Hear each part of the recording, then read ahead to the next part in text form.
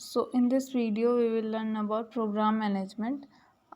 So what is program management? तो जितने भी प्रोग्राम बनाए जाते हैं उसमें उसके लिए वैसे मेथड वैसे उसको इम्प्रूव करने के लिए मेथड्स ऑर्गेनाइजेशन परफॉर्मेंस वगैरह देखते हैं कि उसमें कैसे सुधार आए, उसको उस तरीके से ऑर्गेनाइज करें, उसे एक अच्छे से पोजीशन पे ऑर्गेनाइज करें। फिर आ जाता है हमारा different aspect of programme management. 4 aspect हैं। पहला है हमारा governance management, financial management and then हमारा इंफ्रास्ट्रक्चर। तो पहला गवर्नेंस में क्या होता है कि इसमें हमें बताते हैं कि किसका क्या रोल है, किस पर्सन का क्या रोल है और उसकी कितनी रिस्पॉन्सिबिलिटी है मैनेजमेंट में। कि हम बार बार चेक करते हैं कि हमारा जो प्लानिंग के हिसाब से हमारी चीज़ें रन कर रही हैं या नहीं, चीज़ें सही हो रही हैं या नहीं। फिर आ जाता है हमारा फाइनेंशियल मैनेजमेंट। फाइनेंशियल मैनेजमेंट में है यह हम देखते हैं कि समय समय पर हम कॉस्टिंग को ट्रैक करते हैं और हम कॉस्ट को कंट्रोल भी करते हैं। इंफ्रास्ट्रक्चर की प्रोग्राम को स्टार्ट करने से पहले उसका हम स्ट्रक्चर, उसका टाइम स्केल, उसमें क्या रिसोर्सेज चाहिए, और ये सारी चीज़ें हम इसमें इंफ्रास्ट्रक्चर में चेक करते हैं। तो ये हो जाता है हमारा प्रोग्राम मैनेजमेंट के सारे एस्पेक्ट्स। फिर आ जाता है हमारा need assessment of programme management. तो इसमें हम अपने जो भी ऑब्जेक्टिव सोचे थे, नीड जो भी हमारे एम ऑब्जेक्टिव सोचे थे वो हम नीड असेसमेंट के थ्रू हम उसे कंप्लीट कर सकते हैं। मतलब कि ओवरऑल ग्रोथ को चेक करते हैं और ये जो चीज़ें होती है वो हमारा सर्वे के थ्रू होती है और ये फॉर्मल और इनफॉर्मल वे दोनों में हो सकती है। तो इसमें हम अपने सभी रिसोर्सेज को टाइमली चेक करते हैं कि जैसे कि हमें कितने फाइनेंस की ज़रूरत है, हमें कितने वर्कर्स की ज़रूरत है, हमें कितने रिसोर्सेज चाहिए। ये सारी चीज़ें हमारी नीड असेसमेंट में हम चेक करते हैं किसी भी प्रोग्राम को इस्टेब्लिश करने से पहले। फिर आ जाता है हमारा situation analysis in programme management. तो इसमें क्या होता है, प्रोग्राम को लॉन्च करने से पहले हम वहाँ की सिचुएशन को पहले चेक करते हैं। स्वॉट का मतलब हो जाता है strength, weakness, opportunity and threat analysis. Strength मतलब कि ताकत हो जाता है, वीकनेस मीन्स कमज़ोरी, अपॉर्चुनिटी मतलब अवसर और थ्रेट एनालिसिस खतरा। तो ये सारी चीज़ शॉर्ट में ये ही सारी चीज़ों का हम एनालिसिस करते हैं। तो ये हो जाता है हमारा सिचुएशन एनालिसिस। फिर आ जाता है हमारा प्लानिंग इन प्रोग्राम मैनेजमेंट। सो यहाँ पे हमारी रूट मैप प्लानिंग होती है। मतलब प्लानिंग बताता है हमें कि हमें क्या करना है, कब करना है, कैसे करना है। तो ये हमारा सबसे पहला स्टेप होता है प्रोग्रामिंग प्लानिंग में। प्लानिंग हमें बताती है कि हमें शुरू से लेके एंड तक, हमें स्टार्टिंग से एंड तक क्या करना है, कैसे करना है, कि ये सारे उसमें ये चीज़ें बताई जाती हैं प्लानिंग के अंदर। विदाउट प्लानिंग की ये हमारा सबसे पहला स्टेप होता है किसी भी ऑर्गेनाइजेशन को इस्टेब्लिश करने के लिए। सो यहाँ पे देखेंगे प्रोसेस स्टेप्स क्या होते हैं।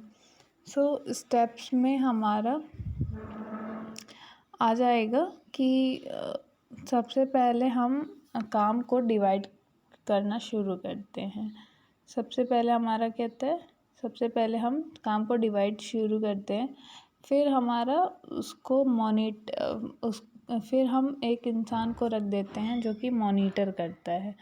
मॉनिटर करेगा तो वो सारी चीज़ें देखेगा कि हमारी चीज़ें वर्क कर रही हैं, सही से रन कर रही हैं या नहीं। विदाउट मॉनिटरिंग पॉसिबल ही नहीं है। Implementation in the programme management, फिर इसमें इम्प्लीमेंटेशन होगा। फिर आ जाता है मॉनिटरिंग, वही है हमारा मॉनिटर करता है। इवैल्यूएशन के लास्ट में हम चेक करेंगे कि हमने जो हमारा प्रोग्राम कितना इफ़ेक्टिव है, हम कितने अपने एम के पास में है या हमारा प्रोग्राम फेल है या पास है, ये सारा हम इवैल्यूएट करते हैं। तो मेजर ऑफ इवैल्यूएशन क्या होता है कि पहला हमारा define stakeholder, describe programme को वर्कर के बीच में हम डिस्कस करते हैं। फिर focus the design of evaluation, programme का डिज़ाइन कैसा रहेगा, गोल अचीव कैसे करना है, ये सारी चीज़ इसमें आएगी। गैदर एविडेंस, कि हम सारी एविडेंस को, सारे डेटास को कलेक्ट करते हैं। फिर हमारा हो जाता है ड्रा कंक्लूजन, कि हम कंपैरिजन करते हैं हमारी स्ट्रेंथ वीकनेस वगैरह। सो लास्ट में हमारा रिपोर्ट देते हैं। लास्ट में हम रिपोर्ट बनाते हैं और हम अपने कलीग्स के साथ डिस्कस करते हैं कि इस चीज़ से हमें फेलियर मिला और इस चीज़ से हमें सक्सेस मिला। क्या आ जाता है हमारा मेजर्स ऑफ इवैल्यूएशन। सो आता है हमारा अब एक्सटेंशन टीचिंग मेथड, जिसमें इसमें बताता है कि कौन से टूल्स और टेक्निक से हम कम्युनिकेशन को अच्छा कर सकते हैं, या रूरल पीपल्स को कैसे उन्हें एक अच्छी लाइफ, एक स्किल दे सकते हैं टेक्नोलॉजीज़ की हेल्प से, और उन्हें एक न्यू प्रैक्टिस दे सकते हैं, उन्हें एक सक्सेसफुल इंसान बना सकते हैं। और ये सारे इसमें कौन कौन से टूल्स मेथड्स यूज़ किए जाते हैं एक्सटेंशन टीचिंग मेथड में। सो आ जाता है पहला हमारा इंडिविजुअल कांटेक्ट मेथड, जिसमें हम ये सब कह सकते हैं कि ये एक पर्सन के यूज़ के लिए होता है। मतलब कि इसमें फेस टू फेस कन्वर्सेशन होता है, जिसमें एक इंसान रूरल मैन के पास जाता है, जो उससे बातें करता है, प्रोफेशनल और न्यू स्किल्स बताता है, गुडविल कैसे इफ़ेक्टिव बनाया जा सके, ये सारी चीज़ें वो उससे डिस्कस करता है। ग्रुप कांटेक्ट मेथड, जिसमें 20 to 25% होते हैं, जहाँ पे हम चीज़ों को डिस्कस करते हैं। और इसमें फ़ेस टू फेस कांटेक्ट होता है, बट यही है कि यहाँ पे 20 to 25% इन्वॉल्व रहते हैं। ये काफ़ी इफ़ेक्टिव होता है, और इसमें भी वो अपनी प्रॉब्लम्स को, अपनी आइडियाज़ को एक्सचेंज करते हैं। उन्हें टेक्नोलॉजी की नॉलेज दी जाती है, और उन्हें अपॉर्चुनिटी दी जाती है कि वो अपनी प्रॉब्लम को डिस्कस कर सके, अपने आइडियाज़ को रख सके। मास और कम्युनिटी कांटेक्ट मेथड, जिसमें बहुत लार्ज नंबर, मतलब कि अबव 20 to 25 पीपल्स हैं, तो ये हमारा मास कम्युनिटी कांटेक्ट मेथड में आ जाता है, जिसमें इसमें मल्टीपल लोगों से कांटेक्ट करते हैं जब उनको कोई न्यू टेक्नोलॉजी का इंट्रोडक्शन करवाना होता है। तो ये सबसे ज़्यादा इफ़ेक्टिव मेथड होता है, सबसे ज़्यादा यूज़फुल मेथड होता है हमारा एक्सटेंशन टीचिंग मेथड में। तो आ जाते हैं हमारा, अब देखते हैं कि मेथड डिमॉन्स्ट्रेशन में क्या होता है। सो मेथड डिमॉन्स्ट्रेशन में, जहाँ पर हम लोगों को किसी एक पर्टिकुलर थिंग को करके सिखाते हैं, मतलब कि किसी एक पर्टिकुलर थिंग को नए तरीके से करके सिखाते हैं, तो ये हो जाता है हमारा मेथड डिमॉन्स्ट्रेशन की। अब जैसे कि पनीर मेकिंग, तो अब हम इसमें दिखाएंगे कि दूध से कैसे पनीर बनता है, घी कैसे बनता है मलाई से। तो ये सारी चीज़ें हम उसी चीज़ को थोड़ा नया करके दिखा रहे हैं, तो ये हमारा हो जाता है मेथड डिमॉन्स्ट्रेशन। रिज़ल्ट, जहाँ पे हम सीधे डायरेक्टली अब रिज़ल्ट दिखा रहे हैं, उन्हें हम कोई प्रैक्टिस या सामने से नहीं दिखा रहे हैं कोई चीज़ें, हम उनको बस रिज़ल्ट दिखाने कि हाँ ये करने से पनीर ऐसा बनता है। ये नहीं दिखाएंगे कि पनीर कैसे बनता है गरम करके, दूध डाल के, ये चीज़ें नहीं हम दिखाएंगे। उसमें सीधे हम पनीर बन गया है, ये हमारा रिज़ल्ट है। तो ये चीज़ें होती है हमारी रिज़ल्ट डिमॉन्स्ट्रेशन में। फिर आता है हमारा कृषि विज्ञान केंद्र, जो कि आया था 1974 में पौंडीचेरी तमिलनाडु एग्रीकल्चर यूनिवर्सिटी कोयम्बतूर में आया था। तो इसका मेन मोटिव था कि जो इनकम है फार्मर्स की वो उसको डबल किया जा सके, और उन्हें सरकार पैसा भी देती थी, उन्हें गवर्नमेंट की तरफ से पैसे भी मिलते थे। और इस प्रोग्राम को इसीलिए बनाया गया कि किसान का फ्यूचर में जाकर इनकम जो है वो डबल कर दें। तो यही सारी थी। क्रिएशन ऑफ वैल्यूएबल फीचर्स हैं कुछ। Creation of valuable resource in terms of technical manpower and assets, confirmation of technology to suit कि ऐसे टेक्नोलॉजीज़ को बताया जा सके जो उनको लोकली ईज़िली अवेलेबल हो और वो उस चीज़ों को यूज़ कर सके, और उन्हें नए टेक्नोलॉजीज़ को बताया जा सके। Capacity building among stakeholder frontier and, ये सारी चीज़ें हैं हमारी फीचर्स हैं कुछ।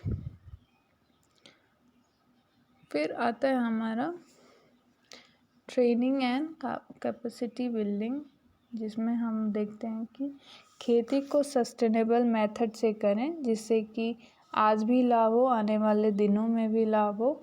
तो उन्हें ये ऐसी ट्रेनिंग दी जाती थी, किसानों को ऐसी ट्रेनिंग दी जाती थी कि जो उनके आज फ्यूचर के लिए भी सही हो और प्रेजेंट के लिए भी सही हो।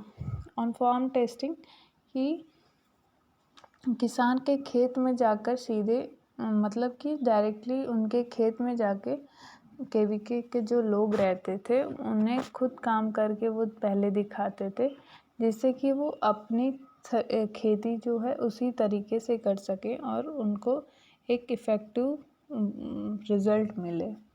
फ्रंटलाइन डिमॉन्स्ट्रेशन में ये होता था कि ऐसे वो प्रैक्टिस की जाए, जो अपनी कौन सी वो प्रैक्टिस की जाए जिससे कि वो अपनी खेती को इम्प्रूव कर सके, उन्हें कौन सी फसल उगानी है ये सब जाकर उन्हें दिखाते हैं। कौन सी फसल उगानी है, किस टाइम पर उगानी है, कौन से कीटनाशक अच्छे हैं, ये सारी चीज़ें उसमें आती थी।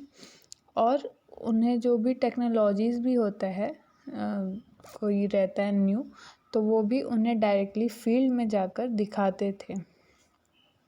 सीड प्रोडक्शन एंड डिस्ट्रीब्यूशन, की केवीके के जो भी मेंबर रहते थे वो सीड प्रोडक्शन सीड डिस्ट्रीब्यूशन भी करते थे वैरायटी के, और जिससे कि उनका क्रॉप प्रोडक्शन भी इम्प्रूव हो सके। एडवाइजरी सर्विसेज में कि किसान को समय समय पर गाइडेंस देने के लिए उन्हें एडवाइजरी सर्विस प्रोवाइड करते थे कि खेती से रिलेटेड कोई भी समस्या हो तो वो उनसे जाकर डिस्कस कर सकते हैं।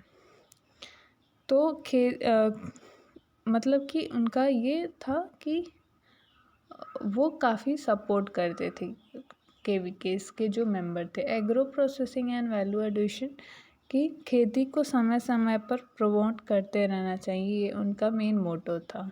डिमॉन्स्ट्रेशन यूनिट का ये मतलब है कि समय समय पर किसानों को खेत पर शोकेस करते थे मॉडर्न टेक्नोलॉजीज़ का, नए इनोवेशंस का, जिससे कि जिसके थ्रू फार्मर्स भी नए चीज़ों को सीखते थे और उसे अपने लाइफ में लाते थे।